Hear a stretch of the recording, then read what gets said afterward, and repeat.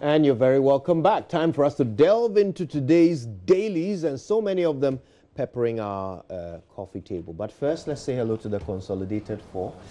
Mama V is in very high spirits this morning. Hey, what up? I'm all right. The two of you, I'm still waiting to take the money I used to do this hair. Mama V, Please. We'll talk sharing, that's we'll all. Talk with Yes, I will talk with Sichum. The person who runs his fingers through it should pay for it. I haven't said that. The person has paid. He has already paid. Yeah, so I'm taking it. We're not wait. I'm taking it from the two of you. This is just a consolidated appeal. You just say nice things on TV, but deep inside, not sin. This is what some traditional rulers do with land in this country. They sell it to the same person. They sell the same land 10 times. Are you saying you have already? Are you alleging there are more than one beneficiary? This is serious as me to make. No, what I'm saying. You are the one alleging now. You are the one alleging now. She's saying we are benefiting from the beauty. He made an allusion. What he said was straightforward. You are the one adding that. To several beneficiaries. I am just saying. In fact, you actually made a promise. So I just want to redeem. That's all. It's not a problem. Yesterday I told you that it's not a problem. Just help him. That's all. It's not a problem. I can give you liquidity support. It's not a problem. Just consolidate all the the policy rate. No problem. Taxpayers' money. Joseph will see you. Good morning to you. Good morning. Yeah. Blazing. All right. Yeah. Nice to see you. Let's do the news. These days you don't go to court. Oh, the legal vacation. Just came on Monday. Legal vacation. Okay. So how would Ghana withdraw that GFA action? I think it's with the High Court. I think the High Court they're also on leave unless if government is minded to withdraw it immediately, unless the CJA compels a judge to hear that issue, because when the case has not been called, it cannot be withdrawn. Okay. But if not, it's not in a haste, then the normal process unless court resumes. Well, it's not like anything will happen in the case while they are on vacation. So however long it takes for them to come back, it's not like the case will be proceeding during that time. So I suppose they just have to wait for the legal system to resume. Yeah. All right, guys, let's do the newspapers. Sure. Shall we run through the headlines quickly and then settle on some of the stories? And I think the Daily Guide is a good place to begin. This is interesting. Churches must pay tax. Guess who's saying this? Reverend Professor Paul from Pongmanso. Also, Mahama boys attack Bagwin. Let's learn to sacrifice, says Nana, president. And NDC sabotages $2 billion Chinese deal and petitions IMF and the World Bank. All right, Daily Graphic newspaper front page real quick. Dufour sues Bank of Ghana. Expand tax net to cover all religious bodies. Clergymen demand first teacher line censure exams in September. Okay. Government adopts total solution to revive railway network, according to Joe Gatti. And government will promote inclusive society. This is what the president said yesterday. Back page of the Daily Graphic. 6 hotels closed down for operating without licenses. And mobile money operator 39 killed by armed robbers. This is the Asylum Down robbery. All right. The front page of the Ghanaian Times says at the celebration of Eid al-Adha, it has a photograph of the president. Let's live in peace, harmony. And mobile money operator shot dead. Auditor General is saying that don't bribe auditors and stop political party vigilantism is coming from Mulvi bin Sali. His photograph is also on the front page of the Ghanaian Times. The back page has this story about danger looms in Upper East region as Bagwe Dam nears spillage level. And 70 Ghanaian students to study in China on scholarship also being reported by the Ghanaian Times this morning. Okay, so let's do the Ghanaian Observer. On the front page, government committed to building a society of inclusion. That's the front page of the Ghanaian Observer. And the story attributed to the president. And this one says, it's a picture captured President Akufo-Addo with the National Chief Imam Sheikh Dr. Usman Nuhu Sharubutu. We have Otiku rejects ambassadorial job, quits politics. Nigerian economist commends bold Akufo-Addo over double track senior high school. And you have a picture there of Ngozi Okonjo-Iweala. And then we have another story pictured The president with your Chehene or Sajafo Amwitio for opinion. Continue works of Edu Boahin and his proteges Akufo-Addo to young historians. Achim Kutuku landowners want new ones. Those are the stories. Front page, the Ghanaian Observer. I have the Finder newspaper, and here's the banner headline: Emulate sacrifices of our forebears. President rallies Ghanaians for accelerated development. Also, NDC NEC elections scheduled for October 20. Big event. And MP brokers deal between University of Education Winneba and Ifutuman, and that MP, of course, is Alex Afenyo-Markin. Also on the front page, Jekora procures new compactor trucks to improve sanitation in Accra. And this story, which I'll be telling you more about later, Ivorian nabbed for allegedly siphoning over 110 million Ghana cedis from Calbank. Can you imagine that?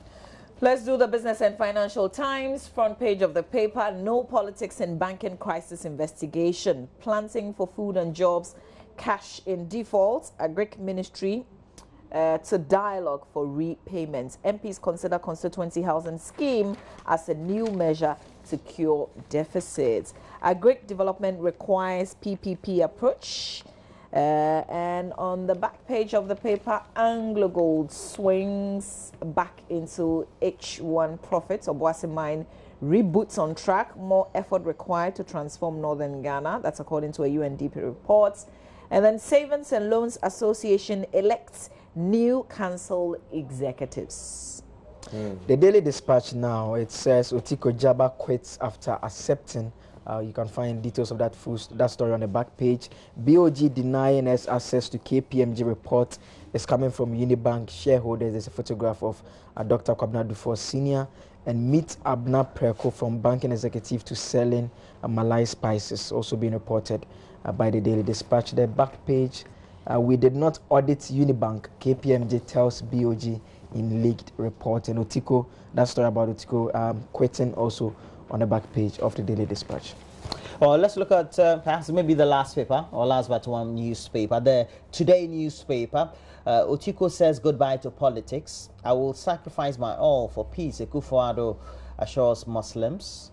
Mahama boys descend on Bagbin. It's with a picture, a caption picture. Kofi Adams, national organizer at the NDC.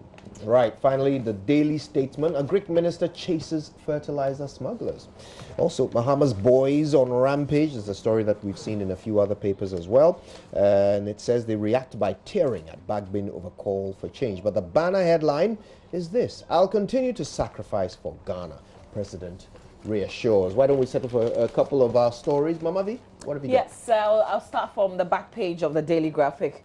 With 6 hotels closed down for operating without licenses. This operation was a week-long operation in the eastern region. So some of the hotels that have been closed down: guest houses, Rehoboth Guest House, Ofienifie Guest House, both at Akwemufie, the Exclusive Edition Guest House at Oduma Sekrobo, the Nene Peku and Shai Royal Hotels at Somanya, and Kanasco Guest House at Asesewa. And then, according to the story at the back page of the paper, 2 drinking bars and a chop bar were also closed down at Atimpoku and Pong. More than 50 illegal facilities have been identified to be closed down by the end of the exercise on Monday, August 30, 2018. Question: when we see these facilities open, what should we be looking for? You get what I mean? Yeah, but the thing is that they are supposed to be getting some certification from the tourism authority, as well as the relevant agencies, the tax clearance agencies, etc. So as consumers, we need to make sure, or customer, we need to make sure. So when you go, show me your license before I book my No, room. necessarily. I know according to the regulation, they're supposed to display. Yeah, display it. Yeah, But just that's like not the an banks and other unfair institutions are question to supposed to do ask. it. if you walk into a hotel lobby and you can't see these, it's not unfair as a customer for you to ask that question. It's just not the first thing that occurs to us naturally.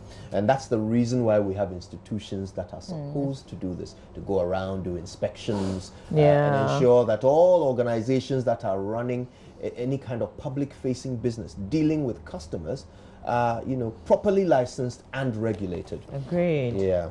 Well, all right, so apart from that story, the other story of interest is this one on the front page of the paper. Dr. Kofi-Addo, a shareholder of the defunct Unibank Ghana Limited, has initiated a legal action against the Bank of Ghana over the revocation of the license of Unibank. This was widely circulated in terms of the writs. Each platform that I find myself, I received this writ. Particularly yesterday, so it's widely circulated. Some people say yes, this is what we're looking for. I think just on Monday, we had a non-executive director of the defunct bank make the case that he thinks the shareholders will take some action. And just hours afterwards, we hear this suit that has been filed. Isn't he an executive director of a related? Yes, the Institute of Fiscal Studies. To the business. In fact, that institute is even mentioned in terms of some monies they took from Unibank to purchase a vehicle and some amount of money for the activities, and there are also questionable issues. But I mean, what's important about the issue is that they complain about the on-site visits that we had talked about some time back, how the BOG officials visited the bank a number of times and ended up downgrading their capital adequacy ratio, and how the BOG also treated a debt that government owed them, writing some of those debts off, more or less treating government as not being credit worthy.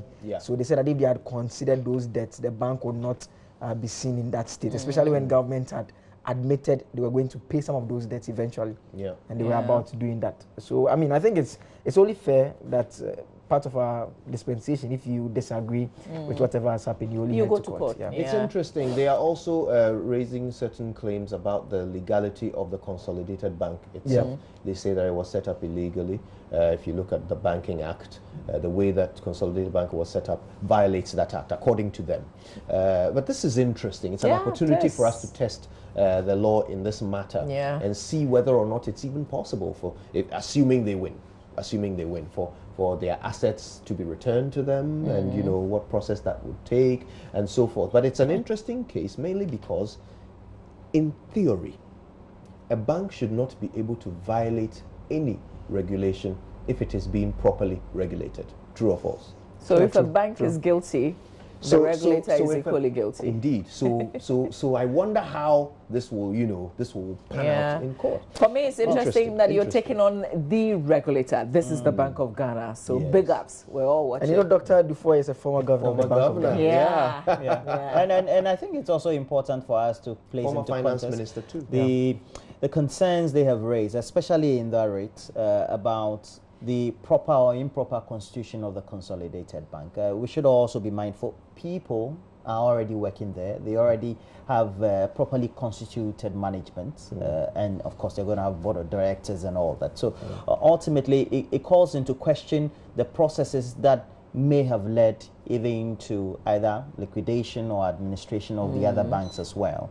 And if any of them seem to have a certain recourse to go to the courts, then the action taken by Unibank would then pave the way. Not necessarily, maybe there will be an outcome at the end of the day, let's say, saying that perhaps maybe the Consolidation Bank, the way it was constituted was illegal in any way, but first injuncting the whole constitution of the Consolidated Bank and the actions taken by the Bank of Ghana. We need to make sure that we also get the side of the other banks as well. Do they intend taking other legal actions, knowing that... As in the other banks that have all been consolidated? Definitely. Because on the side, when you speak to people close to some of those banks, they tell you the actions by the regulator seem to have been more of high-handedness in terms of perhaps if you look at the opportunities they may have given to Unibank and the other banks. But if you did something wrong and I'm supposed to punish you, do you determine what kind of punishment I give you? Flouting the regulation. I suppose the original question is, should you be punishing me? Yeah, flouting the regulation is flouting the regulation. Yoni Kulendi made a point on Newsfile over the weekend, which I don't think people have quite cottoned on to. He said that in the case of Unibank, it is Bank of Ghana, the head of the Banking Supervision Department, that advised them, because of the number of non-performing loans they had, advised the shareholders to take loans against their equity. But he's also an interested party in this case. Who is that? The lawyer you mentioned. All that matters is whether what he's saying is true or false. Yeah, that's That is why. the Well, only he's thing an that interested party. That's at the end of it. Yes, So he may be it's espousing important to say that he's an interested party. However, and put his comment in contest. However, if this statement is not disputed, whether he's an interested party or not, it's kind of like if the shareholders came out to say this to us. Of course, they are interested parties, but as the media, all we care about is whether what they are saying is true or false. But I think all those issues will be argued out in court. So we will see. Indeed. Yeah. Right. But I wanted us to look at the issue about Mahama boys descending on So Bagby. which paper is this? And that's the Today newspaper. I believe you can find one or two other headlines. In Yes, other yes. newspapers. I It's think the popped Daily up a Guide few as well. places. Now, Yeah. I listened to Kofi Adams. I don't know. I whether listened you know to him that. too. And I thought he's what's his position now? Deputy Organizer? or National organizer. National organizer of the party. And for you to be heading a party or holding a position for which the party has opened the platform for people to come and contest or express interest in contesting certain positions, then you go on rampage attacking individuals who perhaps may have said or made statement or not, but particularly also taking into contest those individuals, their experiences and stature within the party, I believe was a bit unfortunate on his part.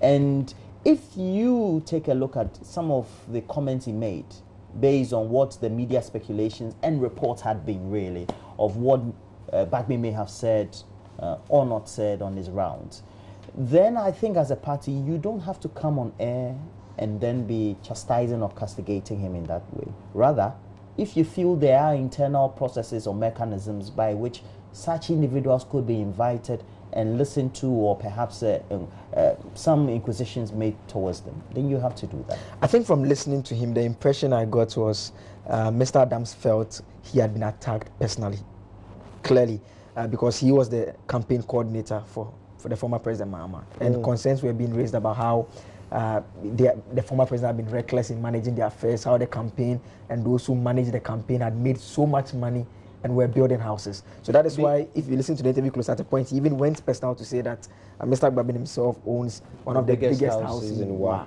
But you know what's interesting? I agree with you that I think he, in terms of a national office of the party, he could have held on a bit. But Alban Bagbin's accusation was also about those who did not work to get the party into power, being called into office by former President Mahama, and then them buying expensive cars like Toyota Land Cruiser V8s and so forth. Now we talk about how Kofi Adams may have taken this personally.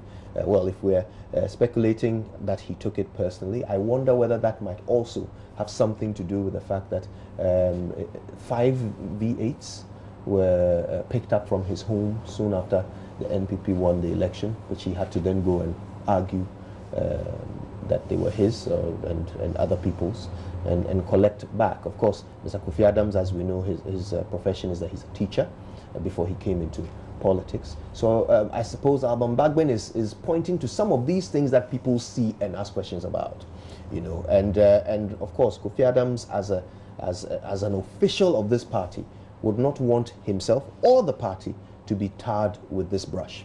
But I think his response, like Roland was saying, was quite piercing. But Mr. Gbabin was also not very fair to the former president and those who ran the campaign. I think for someone who wants to lead the party, Mr. Gbabin is very experienced. I'm not too sure about their utterances as being forward-looking and the way to go in capturing power from Mr. Mahama that he decides to contest for flag bearer. You see, contest is a contest. And if you take what has transpired in the Fourth Republic, all the internal contests, especially when there has been a loss from government and there's been a transition, and then the party or perhaps the organization wants to evolve itself, you tend to have some of these contests being heated.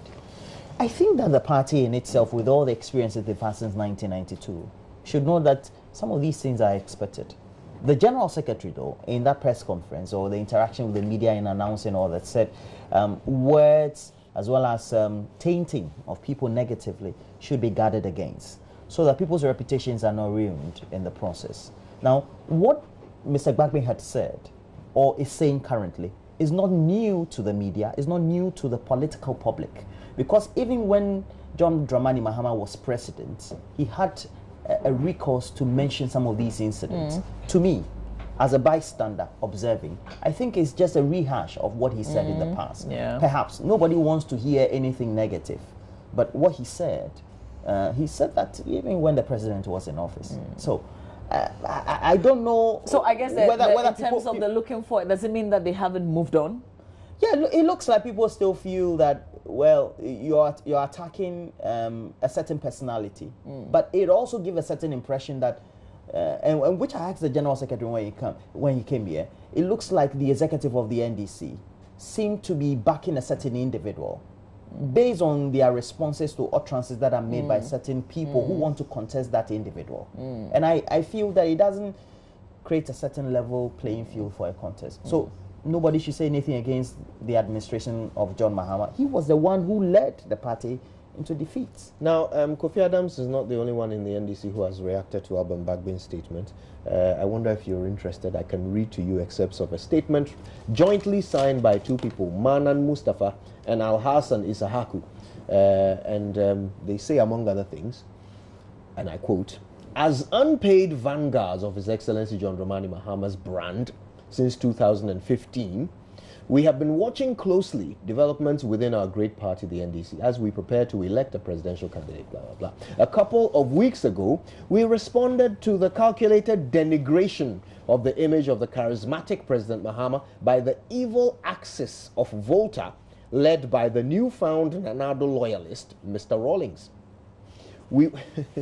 They are describing the founder of their party here, by the way. "We were urged by the likes of the affable Madam Joyce Bauer in our conversation with her to tone down, even though she agreed that we were not entirely wrong." Adding... so these two, who are they? Like, they are vanguards who protect their brand of President Mahama and have done so since 2015. Oh, they say a lot of things. They say, "We decided to heed her appeal to us, but we were shocked to read the August 16 edition of the New Independent newspaper with a screaming headline, 'Volta Chiefs Dump John Mahama.' And then they go on, "It's however sad that the once respected Honorable Alban Bagbe has allowed envy and hatred to consume the better part of him." And yeah, he says, they say a lot more. And he says, "As we await the official declaration of His Excellency John Dramani Mahama this week, we ask his admirers to prepare for ingrates like Mr. Alban Bagbe. They know they cannot win the contest, but it is their intention to use it to arm the super incompetent NPP ahead of the 2020 elections." We wish the vanguards well. But there's this other story, Ghanaian Times, about the mobile money operator shot dead.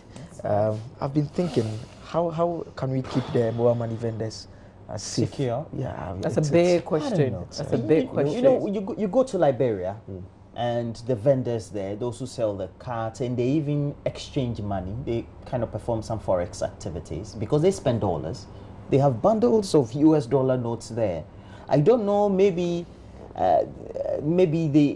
their response to some of those actions may have been precipitated or perhaps informed by their recent history with war. So maybe crime is on the low, etc. It doesn't mean crime is not there. There is crime there, and now, people get robbed. Yeah, sure. But in a contest with which the money is collected and displayed, etc. I think the police need to be doing more in terms of the patrols and cautioning those who are involved in that industry more than they have done in the past. And if they could do that, perhaps... So first of all, the vendors are scattered. They're like in every corner. Yeah. I mean, it's big. In like, every how do you do it? And the amount of money they are receiving and letting go.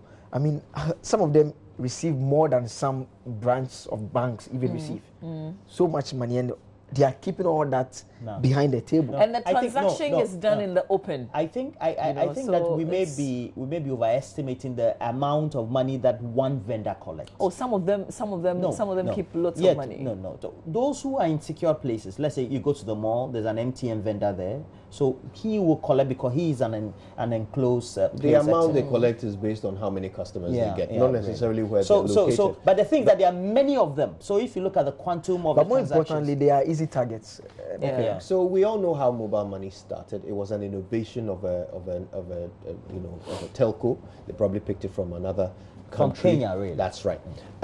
So when it began, as with everything, there wasn't a lot of regulation, or there weren't a lot of structures around it. So it began as some sort of informal business. The question we have to ask now is this: should we seek, for the protection of those who are involved, to regulate it to a point where you have to have a certain type of structure, you have to have a certain registered location, licensed location, because you are taking deposits. That's what you're doing. Okay, so there ought to be some further protection through regulation, so that those who engage in it, even though they want to be close to the community to serve the unbanked, we have to create some environment for them so that, first of all, they are safe. Second, these deposits are protected. And so are their lives, because this is a tragic story. The moment you decide to give them a specific structure, like you have to meet this kind of standard, then many of them will be out of business. Your kiosk will have to look like this, and you have to be in a certain place. You're taking jobs out of persons who have found a means through this. It depends on how much they make from this business, okay? Because I don't know what their margins are. It may not be much, so that if you make such demands of them, you are actually, putting them out of business. But depending on what their margins are, it may or may not be possible. That's why there is a requirement for some analysis. Okay. But we need a short-term kind of, because this man was just shot and killed at Asylum Down. And I really don't know what we can do, Mama B, but you're right. There needs to be some immediate response. I just can't. All right, let's share some of your messages, because you've been sending us messages. Walanyo in Akwetia says, I'm so much surprised that Honorable Afisa Otiko Jaba is quitting effective politics. My question is she belittling the ambassadorial position or what? You say her explanation is very weak. Oh, really? Regards to Mr. Enes Yaukumi, you say. All right. This one says, can the Minister of Finance explain to the non-mechanized staff in the Ghana Health Service why he's not giving us financial clearance? Why don't we deserve to work in the Ghana Health Service? Seth Bidiakon, who is in Kofi-Addo, is asking. This one says, good morning, Consolidated 4. Mama V is the CEO of the Consolidated. I like. I don't know if Joseph is a journalist or a lawyer, because his knowledge in legal affairs is deep. Roland is a clean ruffian, and Kojo is the bias against Vincent Chipo from Mamprobi. Who am I against? That you tagged us. Against the against. This one says, Otiko bows out of politics. She posits her family responsibilities should outweigh politics as a matter of urgency. The NDC in their usual, what's that? Mumbo jumbo adduce preposterous reasons for Tiko decision. Charlie, what a bro. Thank you very much for sending. It's Kekusi in Ejiso Bisiasi. I can go on, but I've got to end somewhere. This from Sule. Sule in Sunyang, and Sule says, greediness and impunity have collapsed the okay. Let's move on and read someone else's message. Stopping the rampage. I just want to say happy Eid al-Adha to all Muslims. Okay, that was yesterday. Can we still say that today? To all Muslims across the world, not forgetting Mr. Bukas and Senior Latif from my hometown, Wungu, Baraka the Sanla, to all from Tofik in Wungu, a town and the Walawali municipality. All right, this one says, Kojo and Roland, how many kilos of meat did you eat yesterday? On a serious note, I'm proud to see Ghana united, at least on the religious front. Let's keep it up. Dr. Akaba Peter Selassie sending this message. Here's one that says, talking about meat, I got meat yesterday. I'm begging you in the name of God, please read my message. Boku, Presbyterian Hospital. Kofi Addo in Kumasi, you're begging me to read your message, but I will read it, I promise you, but not right now, because you know we have to go somehow, because we have to bring you AM Business. It's a Wednesday, and so we have to bring you AM Business. We have to do online if we can in a minute. Let's see what we'll do. on, myjoyonline.com. myjoyonline.com.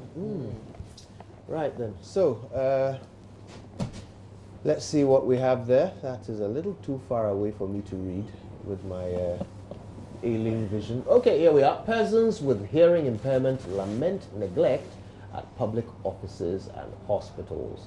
That's a report there on my journal. Also, diaries of Ugwa Fisherman, the crabs of Cape Coast, mobile money merchants, and Ghana's security. I think he's talking a bit about what we were discussing earlier. Yes, less than 255,000 Ghana cedis was stolen from us, not 110 million. That's Cal Bank clarifying the story that went out. We couldn't talk much about that today.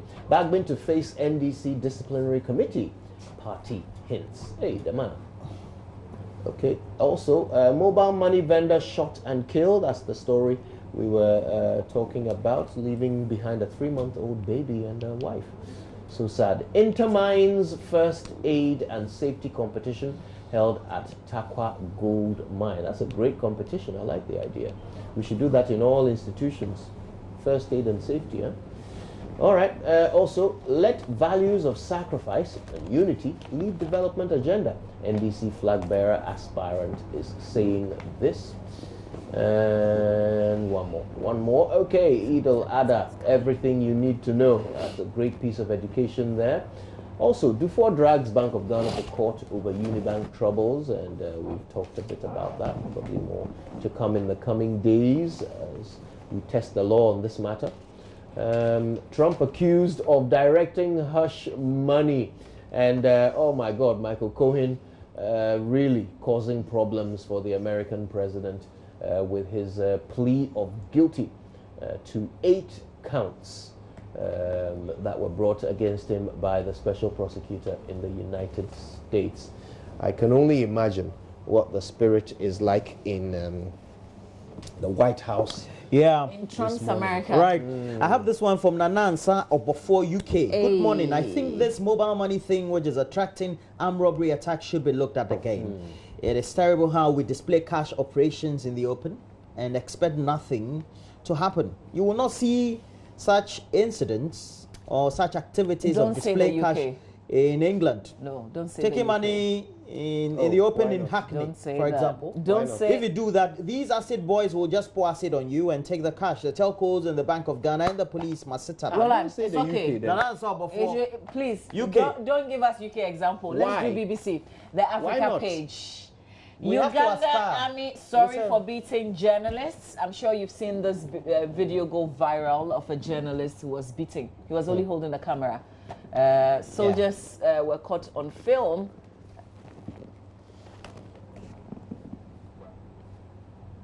Okay, so you can read on the Africa page. Arsene Wenger to get Liberia's top honor. And yesterday I listened to a report with varied opinions. People saying that, you know, they need some basic things that they are not getting. Rice, for instance, is really expensive in Liberia. And if you're looking for somebody to honor, you honor your former coach. But yes, he'll be honored, I think, on Friday in Liberia. I think it's not so bad. Maybe very bad. Melania Trump to visit Africa is also another story. Priest arrested after drag gangs. Have you noticed something about Melania? I'll talk about it later. Okay, so there are lots of stories on the the BBC Africa page that you can check out. Call to remove traitor Mugabe from airport name. These are men who supported that the airport be named after him. But now they say no way, we want his name off. So lots of things are happening on the continent as well. And there's drama in America, if you like. Yeah. Okay. Lots of drama. Melania, coming to Africa. You know, she also started an anti-cyberbullying campaign. It's almost like she wants to do the opposite of what her husband believes in. You know, so her husband bullies people online. She wants to protect them. Her husband thinks Africa is a shithole. She wants to come to Africa you know, it starts to look as if Melania Trump is, Does is she conducting really? a very public divorce. Does she really? Yeah. Nana Obofo. Yeah. Kojo, good morning to you. Your example is too also perfect. live in England. That's why I said don't give us the Kojo, UK example. give us more. Give us more. Kojo to 4. Kojo to 4. Okay, this is where we have it to end it, guys. Later on our show, though, we know that the NDC has announced they've opened nomination. That next election will be in October. But we have a man who wants to be the candidate for the NDC. Once the boss at the National Health Insurance Authority, Sly Sylvester Mensah is on our show this morning. So I guess, you know, we'll put a lot of things to him. But we have AM Business because it's Wednesday. It's brought to us by EcoBank. That will be after sports here on the show. All right, now we'll make way for Benedict also.